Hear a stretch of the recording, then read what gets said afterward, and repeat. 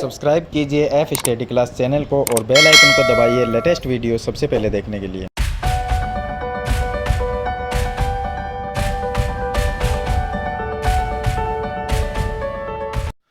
Hello students, आज हम इस वीडियो में कक्षा 9 की प्रश्नावली 7.1 का क्वेश्चन नंबर 4 सरल करेंगे। पीछे वाली वीडियो मैंने आपको जो प्रश्नावली 7.1 है इसका क्वेश्चन नंबर 1 से 3 तक मैंने पीछे की वीडियो में आपको बता दिया था। तो इस वीडियो के लास्ट में वो आपको वीडियो मिल जाएगी या आप मेरे चैनल पे जाके उस वीडियो को देख सकते हैं। तो यहाँ पर हम क्वेश्चन नंबर 4 है वो सरल करेंगे। तो आप वीडियो को लाइक कर दीजिए और चैनल को सब्सक्राइब कर लीजिए, साथ में बेल आइकन का बटन ज़रूर दबाइए। तो देखिए क्वेश्चन नंबर 4 में इसने क्या कहा कि एल और एम दो समांतर रेखाएं हैं। देखिए ये एल रेखा है, नीचे वाली एम रेखा है। ये क्या है? समांतर है, दोनों रेखाएं आपस में समांतर है, जिन्हें समांतर रेखा P और Q एक अन्य युग्म प्रतिच्छेदित करता है। यानी कि कहने का मतलब है कि एल रेखा और एम रेखा ये दोनों समांतर, यानी रेलगाड़ी की दो पटरी है ऐसा मान लीजिए, इस तरह से तो समांतर हो गई। और इसी तरह से देखिए ये दो रेखाएं ऊपर जा रही है, ये भी दोनों क्या है? समांतर। तो इनका नाम क्या है? P और Q नाम है। तो ये भी समांतर है और इधर वाली ये भी समांतर रेखाएं एक दूसरे को क्या कर रही है? प्रतिच्छेदित कर रही है, यानी काट रही है। तो आगे लिखा है कि हमें दर्शाना है कि ABC त्रिभुज और CDA त्रिभुज सर्वांग सिद्ध करना है। तो ABC कौन सा है? देखिए यहाँ से स्टार्ट करेंगे हम, ये AB और ये C, यानी ये जो त्रिभुज है ये त्रिभुज हो गया ABC और CDA यानी ये त्रिभुज, ये जो त्रिभुज है इन दोनों को सर्वांग सम दर्शाना है। तो ये दोनों त्रिभुज हो गए, एक ही हो गया, एक ही हो गया। दोनों त्रिभुजों को सर्वांग सम करने के लिए 3 शर्त हम इसमें लगाएंगे। तो सबसे पहले देखिए हम लिख लेते हैं कि चित्र के अनुसार ही हम इसको सरल करेंगे। तो हम यहाँ पर लिख लेते हैं चित्रानुसार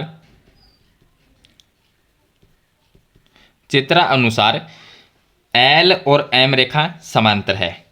एल समांतर एम रेखा है, यानी एल और एम रेखा समांतर है। और जब ये दो रेखाएं समांतर है तो इनके बीच में एक तिर्यक रेखा आ गई जिसका नाम है AC। एक चित्र से समझा देता हूँ मैं आपको। ये दो रेखाएं समांतर है, इन दो रेखाओं के बीच में एक इस तरह से रेखा है जो कि AC है। ये क्या है? एक तिर्यक रेखा। तो यहाँ पर हम लिख सकते हैं कि L समांतर M रेखा है, जहाँ जो AC है, जहाँ AC एक तिर्यक रेखा यानी तिरछी रेखा, तिर्यक रेखा है। जब दो रेखाएं समांतर होती है और उनके बीच में एक तिर्यक रेखा होती है तो वहां पर बनता है एकांतर कोण Z की आकृति में। कौन सा बनेगा? देखिए तो ये दोनों रेखाएं हैं समांतर और ये आगे इनके बीच में एक तिर्यक रेखा। तो यहां से आप देखिए कि इस तरह से एक Z की आकृति बन रही है। देखिए इस तरह से ये Z बन रहा है और Z के अंदर एक ये कोण और दूसरा ये कोण, ये दोनों कोण क्या होंगे? बराबर होंगे। तो एक तो ये कोण हो गया यहाँ पर और दूसरा ये कोण, ये दोनों कोण क्या है? एकांतर कोण। इसको 1 नंबर नाम दे देते हैं, इसको 2 नंबर। तो यानी कि कोण नंबर 1 बराबर होगा कोण नंबर 2। इसका कारण लिख देंगे कि ये एकांतर कोण है। तो ये क्या है? एकांतर कोण। इसको नाम दे देते हैं समीकरण नंबर 1। इसी तरह से जैसे कि ये दो रेखा समांतर है उसी तरह से ये दोनों रेखा भी समांतर है। इस तरह से ये दोनों रेखाएं भी क्या है? समांतर है। इसी तरह से हम लिख सकते हैं PQ रेखा समांतर है, P समांतर Q रेखा है। या आप लिख सकते हैं रेखा P समांतर Q, कैसे भी लिखिए आप, यानी कि दोनों रेखाएं समांतर है और इनके बीच में भी ये क्या है? एक तिर्यक रेखा इस तरह से है, ये तिर्यक रेखा इस तरह से। तो यहां पर भी Z की आकृति बनती है जहां AC एक तिर्यक रेखा है, तिर्यक रेखा है। तो इसमें देखिए Z की आकृति यहां से चलेंगे, इस तरफ में ये Z बन रहा है और Z के अंदर एक ये कोण और एक ये कोण, यानी कि ये कोण और दूसरा कोण हो जाएगा ये कोण। इसको नाम दे देते हैं, चलिए इसको नाम देते हैं 3 नंबर और इसको नाम देते हैं 4 नंबर। तो कोण 3 और कोण 4 ये भी क्या है, बराबर है, क्योंकि ये समांतर है और ये एक तिर्यक रेखा है। ये दोनों समांतर, ये पी लाइन है और ये क्यू रेखा है, पी क्यू रेखा है, ये तिर्यक रेखा एसी है यहाँ पर। तो इनके बीच में भी यहाँ पर ये एकांतर कोण बनते हैं। तो एकांतर कोण क्या होते हैं, बराबर। तो हम लिख सकते हैं कि कोण नंबर 3 और कोण नंबर 4 बराबर होंगे। कोण नंबर 3 बराबर कोण नंबर 4। हम ये लिखेंगे कि ये भी क्या है, एकांतर कोण। एकांतर कोण, इसको नाम देते हैं समीकरण नंबर 2। अब इसमें देखिए, अब हमें दोनों त्रिभुजों को सर्वांग करना है। अगर हम दोनों त्रिभुजों को सीधा अगर लिखते कि त्रिभुज ABC व त्रिभुज CDA, अगर दोनों को लिखते तो यहाँ पर ये कोण तो हम लिख सकते थे बराबर, लेकिन उससे पहले थोड़ा कारण इसका देना पड़ेगा कि ये दोनों कोण हैं तो बराबर क्यों है। तो हमने ये कारण इसलिए लिया है कि दो रेखाएं समांतर है तो उनमें एकांतर कोण बनता है, बीच में अगर एक तिर्यक रेखा आ जाए तो समीकरण 1 और 2 से ये कोण हमने बराबर कर दिए। अब हम ये त्रिभुज लेंगे ABC और त्रिभुज CDA। तो यहाँ पर लिखेंगे अब त्रिभुज ABC व दूसरा त्रिभुज CDA। इन दोनों त्रिभुज में इनको सर्वांग सम करना है। तो सबसे पहले देखिए, एक तो ABC ये नीचे वाला त्रिभुज और एक ये ऊपर वाला त्रिभुज। तो ABC जो त्रिभुज है और CDA दोनों के अंदर क्या है, देखिए नीचे वाले त्रिभुज में कोण नंबर 2 और ऊपर वाले त्रिभुज में कोण नंबर 1 बराबर है। नीचे वाले त्रिभुज में 4 नंबर कोण और ऊपर वाले त्रिभुज का कोण नंबर 3 बराबर है, जो कि यहाँ पर हमने लिखा था। तो इनको वापस लिख देंगे कि दोनों त्रिभुजों में कोण एक एक कोण बराबर है। तो कोण नंबर हम लिख सकते हैं कि कोण नंबर 1 बराबर कोण नंबर 2 समीकरण 1 से। इसको तो हम लिख देंगे कि समीकरण 1 से हमने वापस लिख दिया। और जो कोण नंबर 3 है वो बराबर है कोण नंबर 4 के। ये हमने लिखा समीकरण 2 से। यानी कि इन दोनों त्रिभुजों, इसका एक कोण इसके एक कोण के बराबर है, फिर से इसका कोण नंबर 3 इसके कोण नंबर 4 के बराबर है। तो ये चीज़ है 1 2 के बराबर है और 4 3 के बराबर है। तो ये चीज़ हमने लिख दी, यानी एक एक कोण तो बराबर कर दिए। अब ये दोनों त्रिभुज में एक चीज़ देखनी है आपको कि ये नीचे त्रिभुज है, ये ऊपर है, इनके बीच में ये एक रेखा है। तो ये दोनों, ये जो बीच वाली लाइन है AC, ये दोनों त्रिभुज के काम में आ रही है। तो इसको हम क्या कहते हैं, उभयनिष्ठ भुजा। ये लिख सकते हैं AC बराबर AC। तो हम लिख देंगे AC बराबर AC। कारण लिखेंगे कि ये उभयनिष्ठ भुजा है और उभयनिष्ठ जो भुजा आती है वो दोनों के काम में आती है। तो हमने यहाँ पर 3 चीज़ें बराबर कर दी, 2 कोण हो गए, 1 भुजा हो गई। तो इसमें नियम कौन सा लग गया, कोण कोण भुजा वाला लग गया। तो इसको लिख सकते हैं AAS नियम से। AAS नियम से यानी कोण कोण भुजा नियम से दोनों त्रिभुज क्या हो गए, सर्वांग सम हो गए। तो हम लिख सकते हैं कि त्रिभुज ABC सर्वांग सम है त्रिभुज ADC के या CDA के, कैसे भी लिख सकते हैं आप। तो हम लिख सकते हैं कि त्रिभुज, ये जो नाम लिखा है ये वापस लिख देंगे और बीच में सर्वांग सम का चिन्ह लगाएंगे। तो त्रिभुज ABC सर्वांग सम है त्रिभुज CDA के। तो ये हमारा क्वेश्चन है वो सरल हो जाएगा। इस तरह से आपको ये सिद्ध करना है, यानी दर्शाना है कि दोनों त्रिभुज क्या है, सर्वांग सम। तो मैंने आपको पहले भी बताया था कि सर्वांग सम करने के लिए 3 शर्तें हमें लागू करनी होती है। तो ये हो गया क्वेश्चन नंबर इसका 4। चलिए इसके बाद में हम शुरू करते हैं क्वेश्चन नंबर 5। चलिए अब हम क्वेश्चन नंबर 5 है, सरल करेंगे क्वेश्चन नंबर 5 को। इसने लिखा है कि रेखा L कोण A को समद्विभाजित करती है। यानी जो L रेखा कौन सी है, ये देखिए यहाँ पर ये कोण है, ये कोण है। तो इसको ये L रेखा समद्विभाजित करती है, यानी जितना ऊपर रहेगा उतना ही नीचे रहेगा। तो ये बीच वाली रेखा है जिसका नाम है L रेखा। तो ये क्या कर रही है, जो यहाँ पर कोण बनता है इस कोण को काट रही है। कैसे काट रही है, ऊपर भी जितना ऊपर भाग रहेगा उतना ही नीचे, यानी दोनों भाग बराबर है।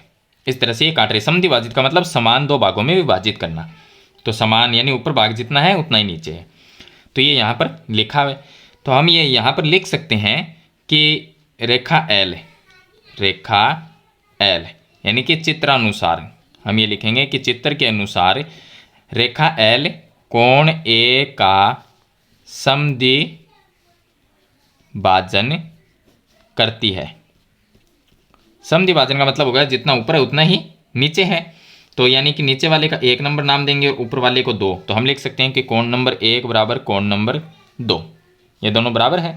ठीक है, इसको नाम दे सकते हैं समीकरण 1 लिख सकते हैं, समीकरण नंबर 1। अब हमें आगे क्या करना है कि और बी रेखा एल पर बी रेखा एल पर स्थित कोई बिंदु है, यानी जो बी है वो एल रेखा ये जा रही है, इसके ऊपर एक बिंदु है बी, बिंदु है बी पी और बी क्यू कोण। देखिए ये हो गया बी पी और ऊपर वाला हो गया बी क्यू। कोण ए की भुजाओं पर बी से डाले गए लंब है, यानी बी जो बिंदु है इससे एक तो भुजा नीचे की तरफ है, लंब डाला गया है, बी से ये नीचे वाली भुजा पर लंब डाला गया, यानी ये 90 डिग्री का कोण है, और यहाँ पर बी से इस भुजा पर जो लंब डाला गया उससे ये 90 डिग्री का कोण बनता है। तो 90 90 के हैं बराबर हैं। तो यहाँ पर लिखा है कि बी से डाले गए लंब है, हमें दर्शाना है कि ए पी बी और ए क्यू बी ये दोनों त्रिभुज क्या है, सर्वांग सम दर्शाना है। तो सबसे पहले देखिए ए पी बी कौन सा, ए पी बी और ए क्यू बी आपको दिख रहा है, एक नीचे त्रिभुज बन रहा है एक ऊपर, दोनों को सर्वांग सम करना है। तो हम ये त्रिभुज ले लेते हैं, तो यहाँ पर लिखेंगे कि त्रिभुज ए पी बी व दूसरा त्रिभुज ए क्यू बी, इन दोनों त्रिभुजों में तीन चीज़ें बराबर कर देते हैं। कैसे करेंगे, एक तो ये लिखेंगे कोण नंबर 1 और कोण नंबर 2 बराबर है, जो कि समीकरण 1 से लिख सकते हैं, ये हमने पहले ही लिख दिया। तो कोण नंबर 1 बराबर कोण नंबर 2, ये तो बराबर है ही, क्यों, क्योंकि रेखा एल कोण ए का समद्विभाजन करती है, तो इसका मतलब दोनों बराबर हुए। तो हमने ये वापस लिख दिया और इसके आगे इसका कारण लिख दें कि समीकरण 1 से ये चीज़ें बराबर है। तो नीचे वाले त्रिभुज का एक कोण ऊपर वाले त्रिभुज के कोण के बराबर है, तो एक एक चीज़ बराबर होगी। दूसरा, नीचे वाले त्रिभुज में ये कोण 90 डिग्री है और ऊपर वाले में भी ये 90 डिग्री है, तो ये भी बराबर हुए। तो इसको नाम दे सकते हैं कोण नंबर 3 और इसको नाम दे सकते हैं 4। तो हम लिख सकते हैं कोण नंबर 3 बराबर कोण नंबर 4। क्यों, क्योंकि ये समकोण है, या आप लिख सकते हैं 90 डिग्री के कोण है, समकोण है, इसलिए ये भी क्या हुए, बराबर हुए। दो चीज़ें बराबर हो गई। तीसरी क्या करेंगे, जो बीच वाली भुजा है ये भुजा ये उभयनिष्ठ है, क्योंकि दोनों त्रिभुज के काम में आ रही है, तो ए बी बराबर ए बी लिख सकते हैं। हम लिखेंगे ए बी बराबर ए बी, जो कि उभयनिष्ठ भुजा है, यह है उभयनिष्ठ भुजा। तो यहाँ पर हमने तीन चीज़ें बराबर कर दी, दो कोण एक भुजा। कौन सा नियम लग गया, कोण कोण भुजा नियम, यानी ए एस नियम से, इस नियम से दोनों त्रिभुज क्या हो गए, सर्वांग सम। तो हम लिख देंगे कि त्रिभुज ए पी बी सर्वांग सम है त्रिभुज ए क्यू बी के, ये हो गए सर्वांग सम। तो एक तो हमने क्वेश्चन सरल कर लिया, सिद्ध कर दिया। सेकंड क्वेश्चन में इसने क्या लिखा है, यहाँ पर सरल कर देता हूँ मैं। सेकंड क्वेश्चन में इसने कहा है कि बीपी बराबर बी क्यू, यानी ये हो गई बीपी और ये बी क्यू, ये भी हमें दर्शाना है कि ये दोनों बराबर है। तो क्यों है, अर्थात बिंदु बी कोण की भुजाओं से समदूरस्थ है। जो बिंदु बी है वो इस भुजा से और इस भुजा से समान दूरी पे स्थित है। जो बिंदु बी है वो इस भुजा से और इस भुजा से दोनों से समान दूरी पे स्थित है, यानी कि समदूरस्थ बिंदु है। तो अगर हम भुजा को बराबर कर देते हैं, एक तो इस भुजा को बी पी नीचे वाली और इस वाली भुजा को बराबर से दर्शाना है, तो हम वापस यही लिख देंगे ये चीज़ कि हम लिख सकते हैं कि बी पी बराबर बी क्यू। तो यहाँ पर हमने क्या किया, दोनों त्रिभुज को सर्वांग सम कर दिया। तो हमें आगे ये दर्शाना है कि ये दोनों क्या है, ये दोनों भुजाएं बराबर है। तो फिर से हम यही लिख देंगे कि इस भुजा के बराबर ये भुजा है। अब इसका कारण लिखना पड़ेगा, क्योंकि ऐसे तो यहाँ पर भी लिखा हुआ है, लेकिन हम क्या करेंगे, कारण लिखेंगे। कारण क्या लिखेंगे, सर्वांग सम त्रिभुजों की संगत भुजाएं हैं। तो ये कारण लिख देंगे कि जब त्रिभुज सर्वांग सम हो जाते हैं तो उनके जो संगत भाग होते हैं वो बराबर होते हैं। तो हम लिखेंगे सर्वांग सम त्रिभुजों की संगत भुजाएं हैं, यानी सर्वांग सम त्रिभुज की संगत भुजाएं है तो वो बराबर होती है। तो इसका ये कारण है कि ये दोनों बराबर है, तो क्यों है, कारण बताओ। तो सर्वांग सम त्रिभुजों की संगत भुजाएं इसलिए दोनों बराबर है, ये हो गया।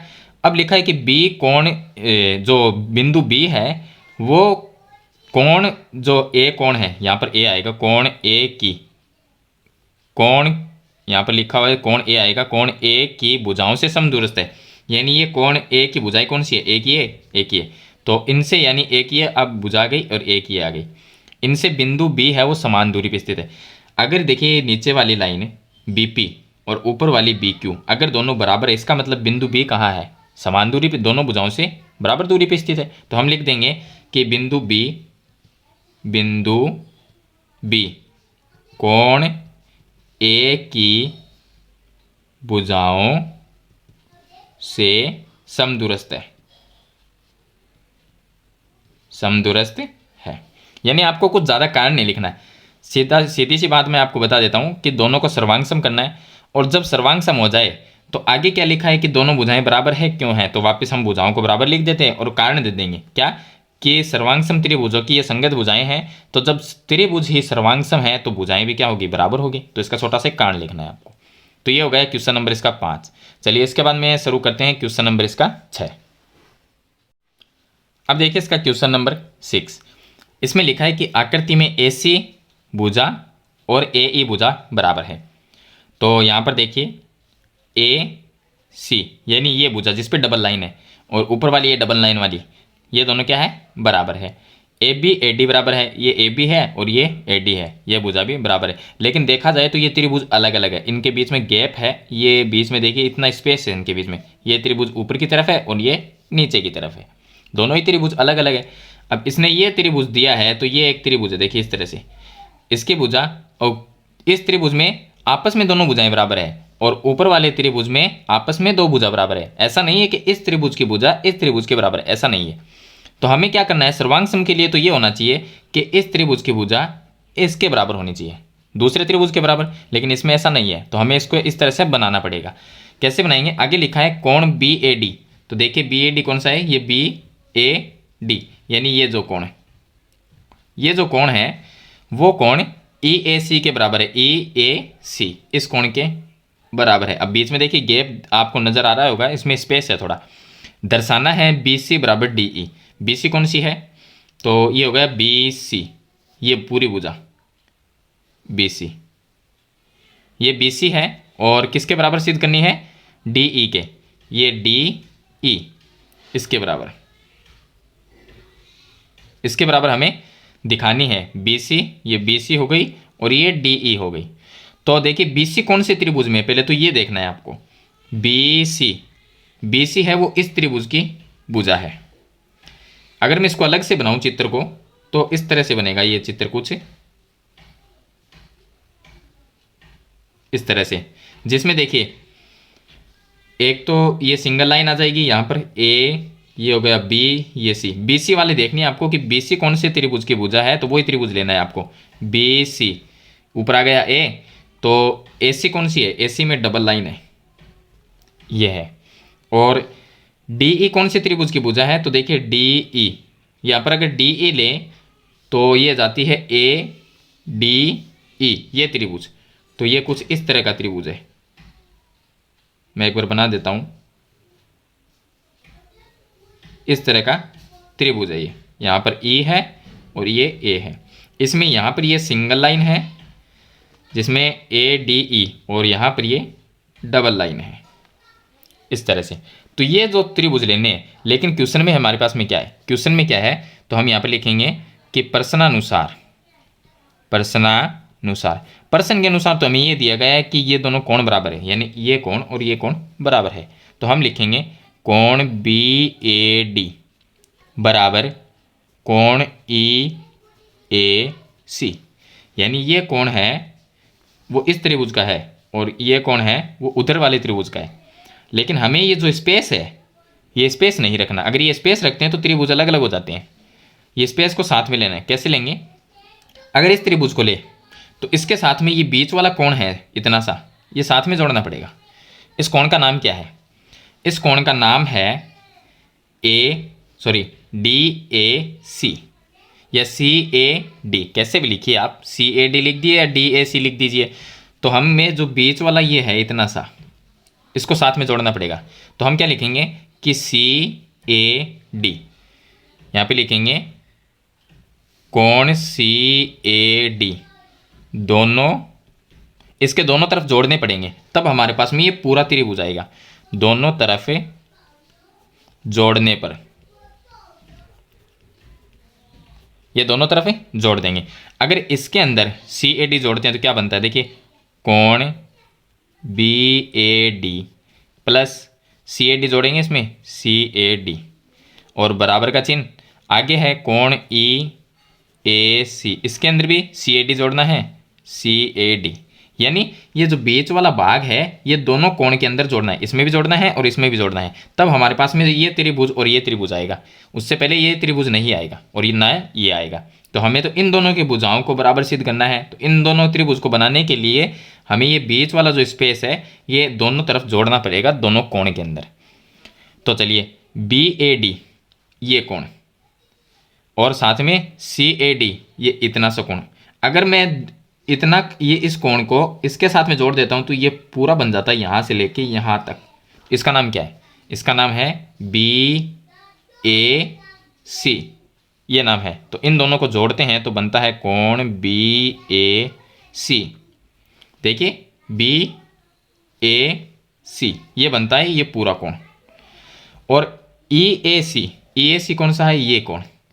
अगर इसके अंदर मैं CAD जोड़ देता हूँ, ये कोण जोड़ देता हूँ तो इतना बन जाता है, यहाँ से लेके यहाँ तक ये बन जाता है। तो इसका नाम क्या है? इस कोण का जो अभी बना है उसका नाम, यानी दोनों को जोड़ने पर जो कोण बना है उसका क्या नाम है? उसका नाम है EAD या DAE, कैसे भी लिख सकते हैं आप। तो इसको हम लिख देंगे कोण DAE। ये कोण बन गया। देखिए यहाँ से DAE ये कोण बन गया, यानी ये कोण बन गया, इसका ये बन गया और BAC ये बन गया। तो एक एक कोण क्या हुए? दोनों त्रिभुजों के बराबर हो गए। तो यही हमें यहाँ पर दो कोणों को बराबर करना था। तो देखिए इन दोनों से ये दोनों कोण कौन से त्रिभुज के? एक इसका है और एक इसका है। तो अब ये त्रिभुज लेंगे हम दोनों।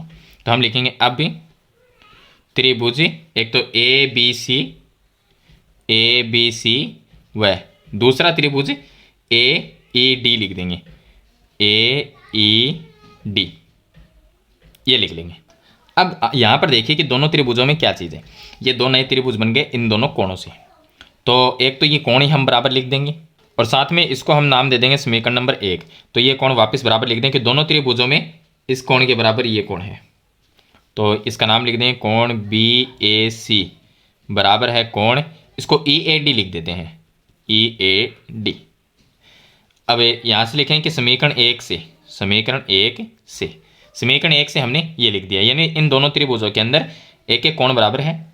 ये कोण इसके बराबर है, ये भुजा इसके बराबर है, इस पे भी सिंगल लाइन है और इस पे भी सिंगल लाइन है। तो AB भुजा AD के बराबर है, AB बराबर AD ये हमने लिख दिया। और ये चीज़ हमें दी गई है इसमें, तो ये हम लिख देंगे कि दिया है। और ये डबल लाइन वाली भुजा इस डबल लाइन वाली भुजा के बराबर है, AC भुजा AE के बराबर है। तो AC बराबर AE ये भी हम लिख देंगे कि दिया है, क्योंकि ये तो हमें दी गई है, क्वेश्चन में दी गई थी। तो यहाँ पर हमने तीन चीज़ें बराबर कर दी। अब यहाँ पर ये देखना है कि दो भुजाएं हैं एक कोण है, तो नियम कौन सा लग गया? SAS नियम वाला। SAS नियम से यानी कि भुजा कोण भुजा नियम से दोनों त्रिभुज क्या हो गए? सर्वांग सम। तो हम लिख देंगे त्रिभुज ABC सर्वांग है त्रिभुज AED के, AED। अब ये दोनों त्रिभुज हो गए सर्वांग सम। हमें सिद्ध करना था कि BC बराबर DE।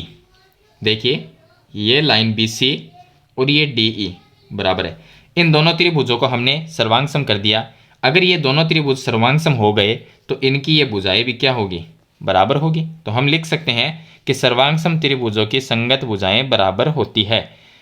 तो इसके साथ में ये लिख सकते हैं कि जो सिद्ध करना है BC बराबर DE, BC बराबर DE ये लिख सकते हैं।